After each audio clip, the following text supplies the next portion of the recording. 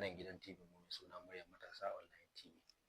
Tare da mu yau akwai babban bako, matashin malami bangaren Arabi da Boko kuma dan gwagwarmaya mai kishin wannan karamar hukuma mai suna Malam Shehu Ibrahim Mai Gandi Esquire. Malam muna maka barka da zuwa. Assalamu alaikum warahmatullahi. Amin alaikum assalam wa rahmatullahi ta'ala wa barakatuh. Masha Allah. Ina muku fatan alkhairi da zuwa na wannan gidan rediyo naku ko kuma wannan gidan talabijin naku mai albarka. Masha Allah. Malam muna maka barka da zuwa. Ko za ka iya gabatar mu da masu kallo cikakken sunanka? Na'am. Kamar ai akwai kamar da ka faɗa, ni ba bako da a cikin wannan gari na Maradi mai albarka. Kusan in ce duk wanda dai yake yana tu'ammali da yanar gizo ko kuma yana hulɗa da harka ta ilimi, to ya san sunana, amma duk da haka ya kamata in bayyana sunana kamar yadda ka nema.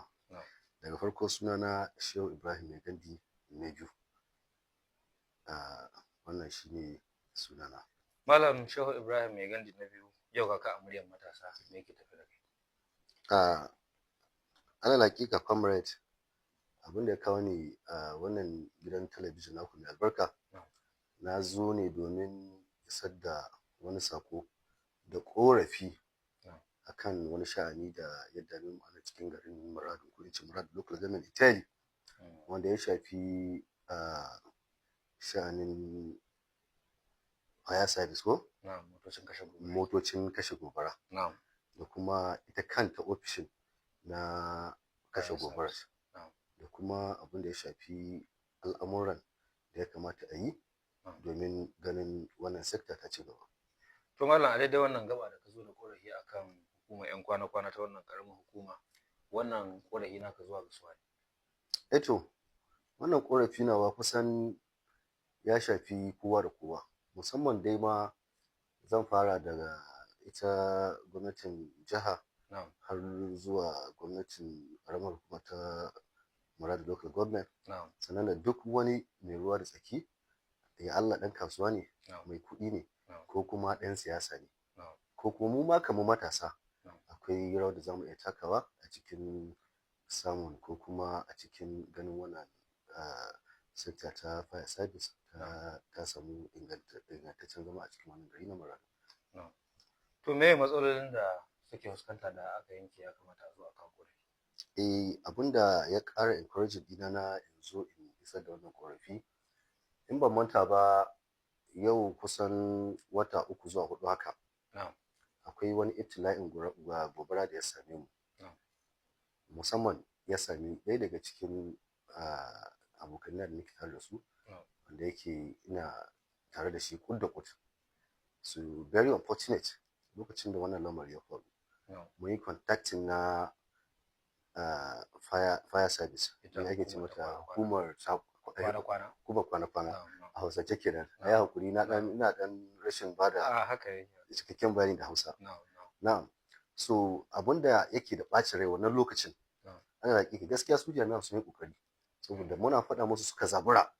suka je suka tada motar nan. So abinda matsala sai aka samu matsala ga tashin motar.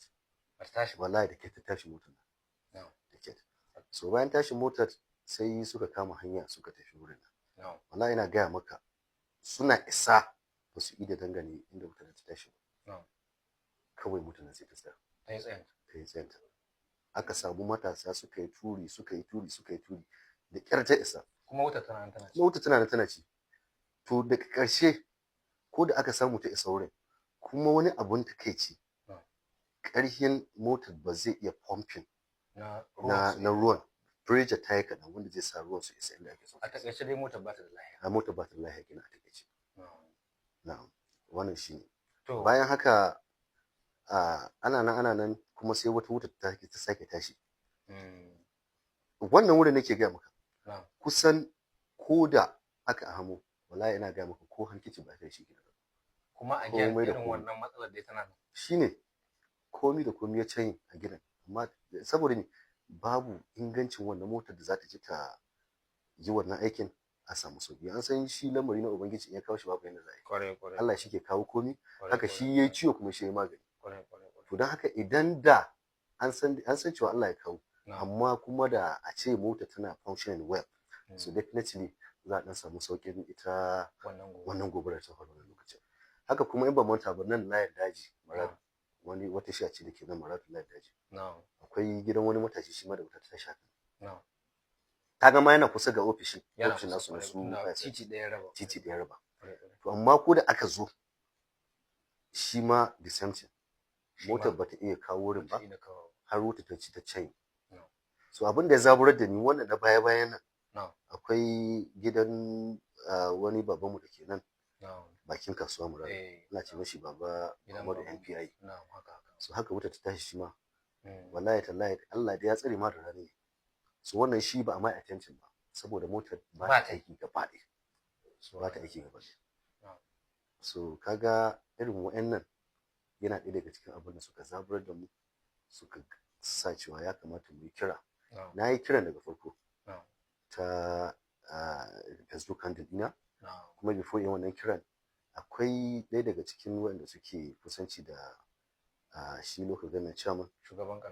karamar hukuma na Maradu local government shi ma na yi contacting nashi so amma dai still babu wani response to kaga yana da kyau mu yi kira ga sauran al'umma su san abin da yake ciki to malam ita motar ta yan kwana kun fahimci me an matsalar ta ko kuma kun tambaya me suka ce muku to a bisa wani bincike da ni yake na je ofishin da kaina kuma na yi contacting su ma'aikatan wurin in ba manta ba har shugaban wurin na yi magana da shi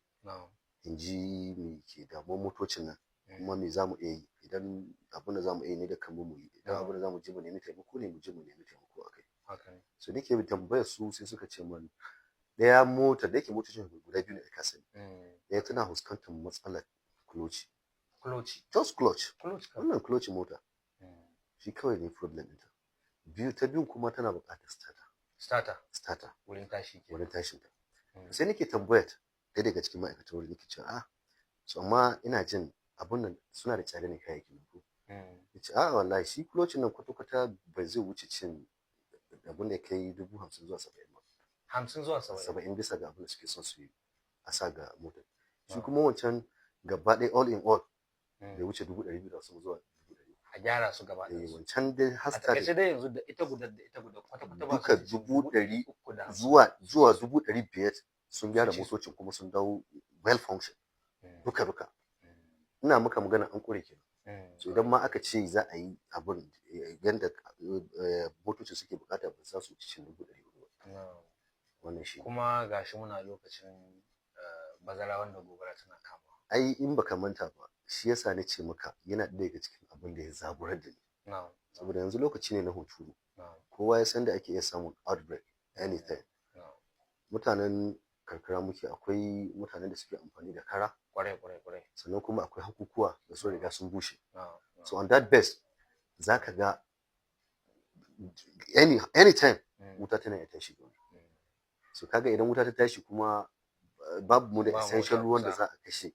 ko mutane ba za su irin wannan wutan ma an ka samu ta tashi cikin dare kaga matsala ta shiga ba a san abin da zai faru ba kaga ba a san abin da zai faru ba amma da a ce akwai motocin kaga ko da dai Allah ya kawo don mun san Allah shi ke kawo lamarin na gobara so amma dai mun san abin zai sauki wajen controlling na shi wannan shi ne to masha Allah malam daidai wannan gaba muna fatan sako zai kai inda ya kamata kuma muna fatan waɗanda suke da alhaki za su ɗauka kuma su sani nauyi ne wanda Allah ya rataye musu a matsayinka na matashi wanda yake ta'ammuli da social media wani kira za ka yi a wannan gaba ga yan uwa matasa masu rubutu da kuma sauransu idan irin wannan matsalar ta taso me kamata yi to da farko dai kamin in kai ga yan uwa na matasa ina son in kira ga su shugabanni da su ji tsoron Allah su san cewa wannan amana ce Allah ya ba su ta al'umma kuma irin wa'annan abubuwan kusan babu wani abu da shugaba zai yi mu talaka ya wuce wannan yau ka ɗauki mutum ka bashi naira 10 naira 20 ba shi bane in ka bani naira 20 wancan da lura ta same shi wanda ba ni kamata wancan shi ya zaka shi kuma zaka taimake shi so irin wannan matsalan ta kwana-kwana ko motocin kwana-kwana da irin motocin asibiti ko duka gawa da sauransu shi ya kamata shugabanni su mai da hankali wurin ganin ingancinsu kamar yadda yake mulki maka magana yanzu akwai ofishin su fire service din da aka yi, gwamnati ta yi shi, I don't know whether gwamnatin tarayya ce ko ina ga gwamnatin jiha ce take yi shi, so ta yi attempt na yin shi kuma an yi shi amma dai is uncompleted, but ga stage inda aka kai shi